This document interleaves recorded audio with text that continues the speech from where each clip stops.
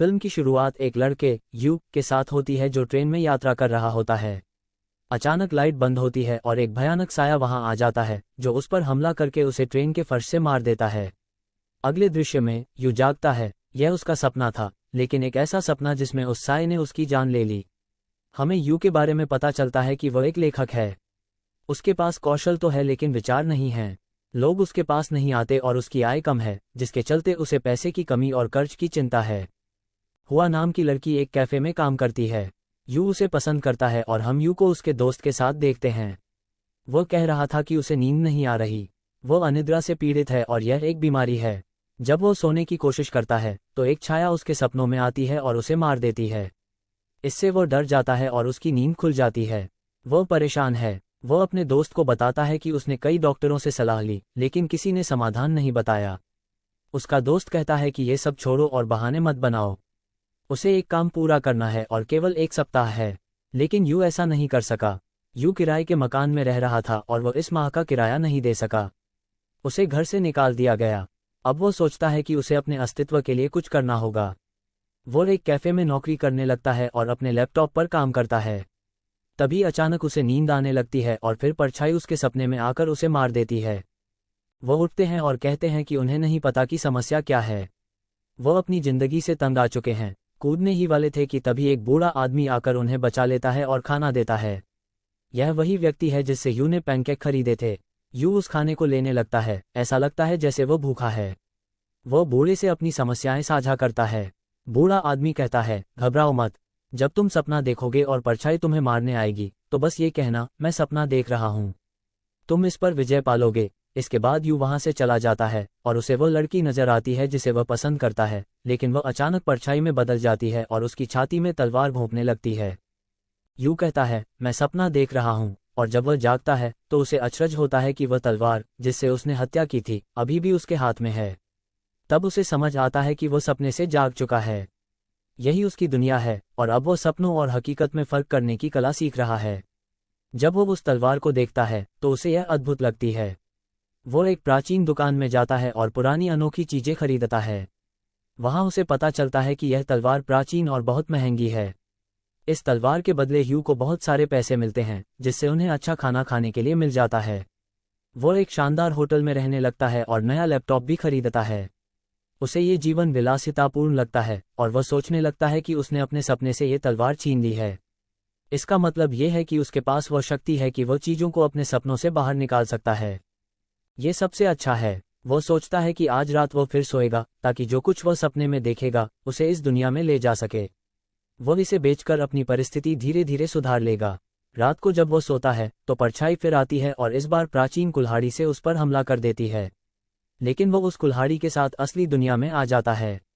वो तुरंत उस कुल्हाड़ी को प्राचीन वस्तुओं की दुकान में बेच देता है। इस बार उसके पास ढेर सारा पैसा है। ये पाकर वह खुशी महसूस करता है क्योंकि 2 दिन में उसकी जिंदगी बदल गई। अब वो सोचता है कि उसे ये करना चाहिए। उसे लगता है कि उसके सपने उसकी कमजोरी नहीं बल्कि ताकत बन रहे हैं।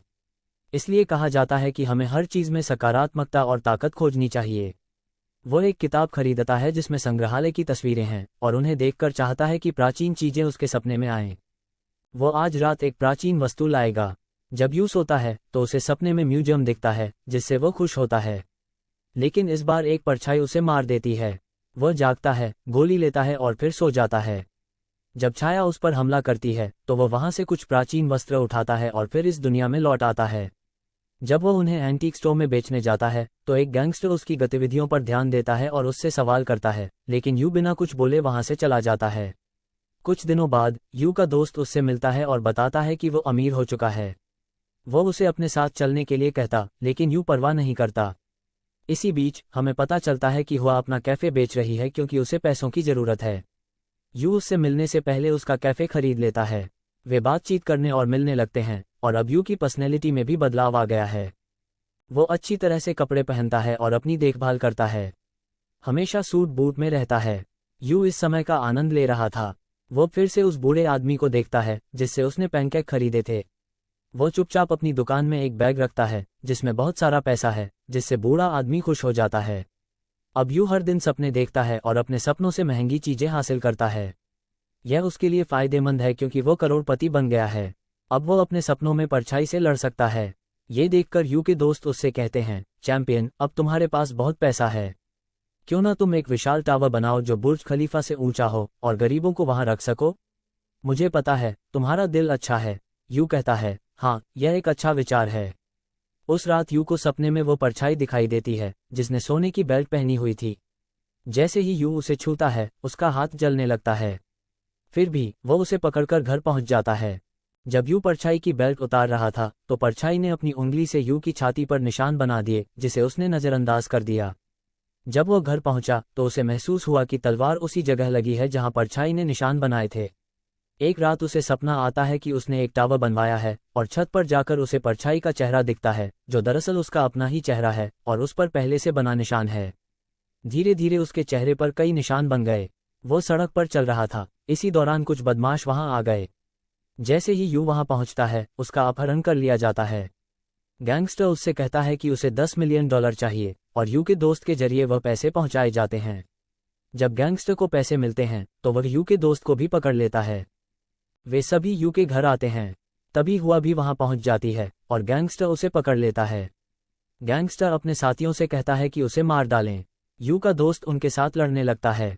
यू भी खड़ा होता है लेकिन तभी गैंगस्टर उसे चाकू घोंप देता है। यू घायल हो जाता है और गैंगस्टर के साथ ही उसके दोस्त को भी मार देते हैं। यू हुआ को लेकर बाहर आता है लेकिन गैंगस्टर के साथ ही उन्हें फिर से पकड़ लेते हैं। वे यू के पैर में चाकू घोंप देते हैं और उसकी छाती पर लात मारना जारी रखते हैं जिससे उसे कमजोरी महसूस होती है। इस हमले में हुआ भी घायल हो जाती है। जब यू बेहोश होता है तो वो उसके सपनों में आता है। वहां उसे एक छाया और कुछ पुराने दृश्य दिखाई देते हैं। एक कांच की दीवार उसके सामने आ जाती है और जब वो देखता है तो दूसरी तरफ हुआ होती है। वो कांच की दीवार तोड़ने की कोशिश करता है लेकिन असफल होता है। फिर उसे एहसास होता है कि वो उसी प्राणी में बदल गया है जो छाया उसके सपनों में आई थी। इसका मतलब है कि यू एक परछाई था। वो सभी को बंदूक से मार देता है लेकिन मरने से पहले गैंगस्टर्स हुआ को गोली मार देते हैं। एक गोली उसकी बाह में लगती है और वह घायल हो जाती है। यहीं उसकी मौत हो जाती है। अब छाया आगे बढ़ती है। असली यू फर्श पर पड़ा है। छाया उसे गोली मार देती है और जब यू खत्म होता है तो प्राचीन चीजें भी हटा दी जाती हैं। ये सीन यहीं खत्म होता है। अब हम वो सीन देखते हैं जब यू को स्टोव में होश आता है और उसके हाथ में तलवार होती है। वो सोचता है कि शायद यह उसकी बीमारी के कारण है, लेकिन ये तलवार उसके पास कहाँ से आई? जब वो ये सोच रहा होता है तभी लड़की हुआ उसे अपने साथ ले जाती है। वो उसे खाना देती है और कहती है कि वो मेरे कैफे में काम कर सकता है। यू खुशी से नौकरी स्वीकार कर लेता है और धीरे धीरे आर्थिक रूप से स्थिर हो जाता है। वो फिर से स्क्रिप्ट लिखना शुरू करता है और जल्द ही उसकी स्क्रिप्ट अच्छी रकम में बिक जाती है। ये देखकर वो खुश होता है। फिर एक दिन उसकी मुलाकात उस बूढ़े आदमी से होती है। वो उसे वो बैग देता है जो यू ने उसे दिया था। आदमी बताता है कि यह उसका पैसा है और वो सब कुछ जानता है। आप इससे गुजरिए क्योंकि मैं भी अपनी जान जोखिम में डाल रहा हूँ। आप इस पर विश्वास नहीं कर सकते और स्थिति फिर से आती है जब यू विश्लेषण नहीं कर पाता। ये हकीकत है या सपना? फिल्म के आखिरी सीन में हम देखते हैं कि जब यू स्टोव में बैठा था हुआ उसके पास आता है। एक साया भी उन पर नजर रख रहा है, जिसका मतलब है कि वो असल जिंदगी में भी है। पता नहीं वो उनका क्या करेगा। इसी के साथ फिल्म समाप्त होती है। देखने के लिए धन्यवाद।